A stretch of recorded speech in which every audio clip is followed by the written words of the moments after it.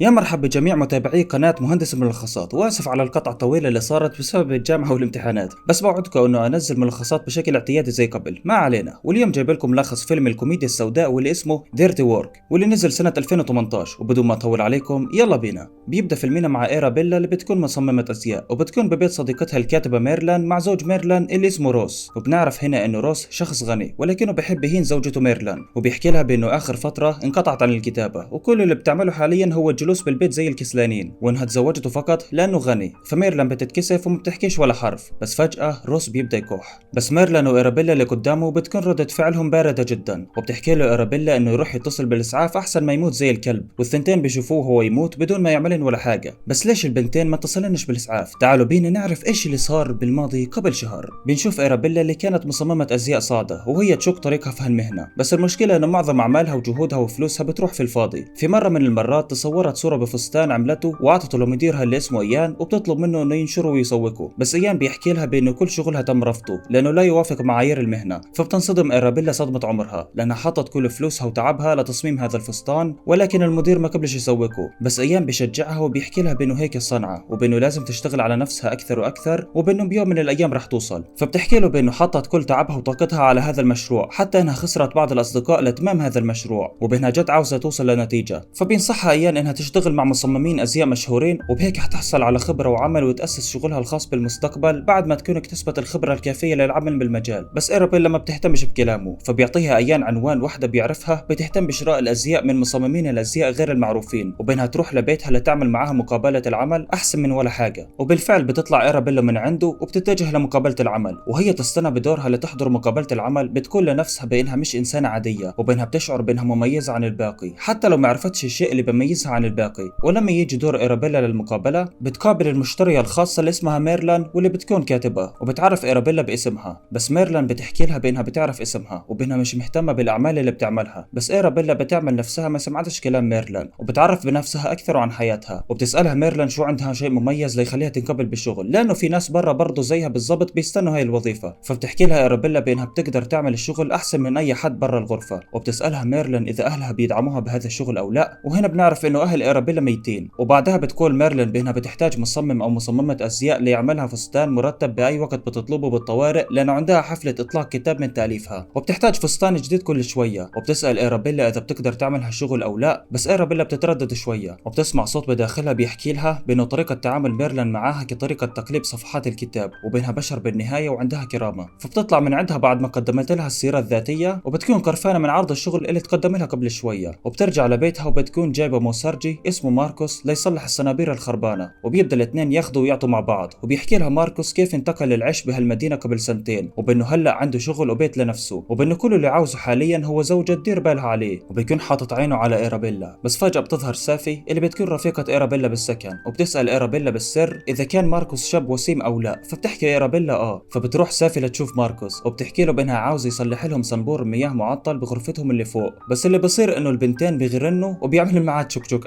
وبعد هالشيء ايرابيلا وسافي بيتمددن على التخت. وبنعرف بانهم كانوا جايبين 3 رجاله قبل ماركوس وعملوا معاهم تشوك تشوك وبتحكي ايرابيلا لسافي عن مقابله العمل تبعت ميرلان، وبانه ميرلان خلتها تشعر بالضعف والاحباط بسبب الكلام اللي قالت لها اياه. فبتنصح سافي ايرابيلا انها تترك هذا الشغل وما ترجعلوش. وباليوم الثاني فجاه بتتصل ميرلان على ايرابيلا وبتحكي لها بانها قبلتها لتشتغل معاها، وبانها عاوزتها تجيب لها فساتين حلوه على شقتها باليوم الثاني. ولما تروح ايرابيلا لشقه ميرلان بتشوف جوزها اللي اسمه زي ما قلنا باول الفيلم روس، ومن اول نظره له بنعرف انه بيخون مرته ميرلان. وبتعرف السبب اللي بيخلي ميرلان غريبه الاطوار، وهو انها عاوزه تشعر بالحب. وبيدعو روس ايرابيلا لقهوه فبتقبل. وبتظهر ميرلان فجاه وبتكون تدور على مخطوطه لكتابتها، وبتكتشف بانه مع زوجها روس اللي بيقرا فيها لايرابيلا لابهارها. فبتطلب منه انه يوقف اللي بيعمله. فبعصب روس وبياخذ ميرلان للغرفه وبيضربها، وبصرخ بوشها بانها ما بتفيدوش باي حاجه غير انها بس بتطلب فلوس منه على شيء فاضي، لهيك ما عندهاش الحق انها تكلمه هذا اليوم.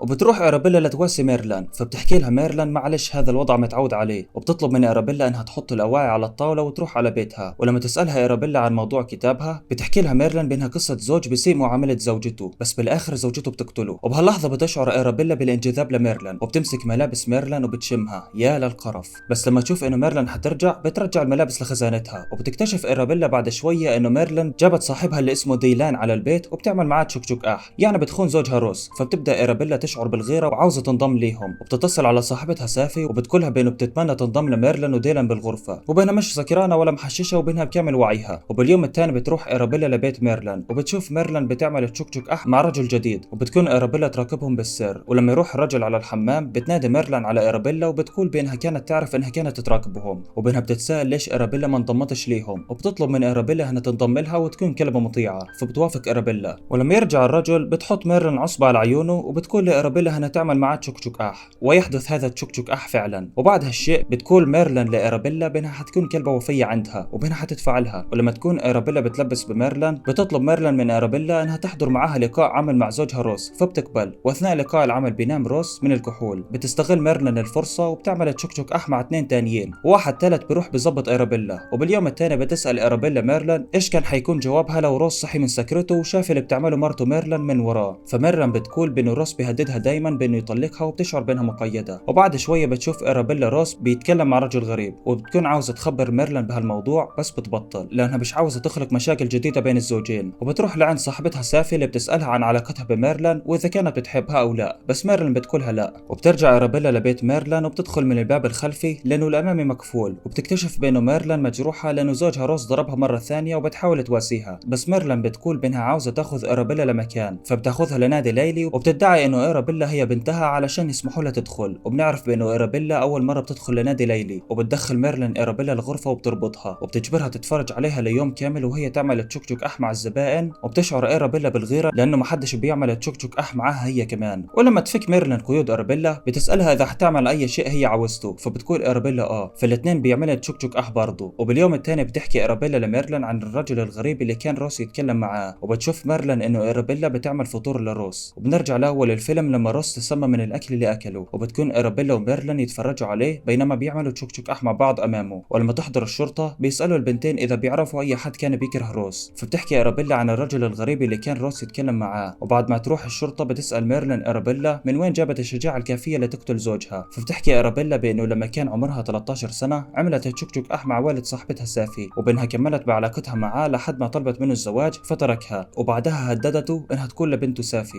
فبدا والد سافي يترجى بإيرابيلا انها ما تحكيش لحد انه تعدى على قاصر، وبينه بعد يومين انتحر. ومن هذاك اليوم صار عندها عقدة نفسية من الرجال. وبتترك إيرابيلا ميرلين هذه الليلة وما بتضلش معاها، وبتكمل شغلها كمصممة ازياء. وبيوم من الايام بيتم قبول شغلها من مصممة مشهورة، وبتطلب منها عينة من ازيائها. وبتفرح إيرابيلا وبترن على ميرلين وبتدعوها للاحتفال معاها. وبيوم بتتسلل إيرابيلا لبيت ميرلين علشان تفاجئها، وفجأة بتشوف راجل غريب كأنه لص. بس الرجل بيحكي لها بانه محقق استأجره روس اللي كان مفكر انه حيموت قريبا، وبيحكي لها بانها لازم تخاف من ميرلين لانه ميرلين عندها قوة وسلطة من الان فصاعدا. وبغادر الرجل وبعدها بتدخل ميرلين، وبتبدا ميرلين تجمع باغراضها وبيتصلوا عليها الشرطة ليكملوا بتحقيق موت زوجها. وبتحكي لهم بانه إيرابيلا هي اللي قتلت زوجها، وبتحاول تخرج. بس إيرابيلا بتسألها اذا كانت طول هالوقت تضحك عليها، فبترد عليها بانه كل اللي صار كان خطتها من الاول، لانها كانت عاوزة زوجها يموت بدون تدخل منها وبعدها تورثه. وبانه إيرابيلا كانت كبش الفداء، وبانها عاوزة تعمل حاجة اخيرة لا تأكد على هذا الشيء، فبتجيب مطرقة وبتجرح نفسها. فإيرابيلا الهبلة بتحزن عليها وبتاخذ المطرقة منها. وبتصل الشرطة وبفكروا انه إيرابيلا قتلت روس، وهالحين بتحاول تقتل زوجته ميرلين. فبتم اعتقال إيرابيلا بتهمة القتل والشروع بالقتل، وبتم حبسها لمدة 6 سنين. وبعدها بتم اطلاق سراحها بشهادة حسن سلوك. وبتكون ميرلين بتستنى بها على بوابة السجن. وبنعرف بانه طول الوقت اللي كانت فيه إيرابيلا بالسجن كانت تتمنى انها ترجع تشتغل ككلبة وفية عند ميرلين. ولهنا بيخلص ملخص فيلم ديرتي وورك. اشترك بالقناة يا صديقي، فعل زر الجرس، اترك لايك للفيديو لتدعم نمو القناة واستمرارها. واذا كان عندك فيلم عاوز نلخصه اترك اسمه بالتعليقات. كان معكم عرسان من قناة مهندس الملخصات.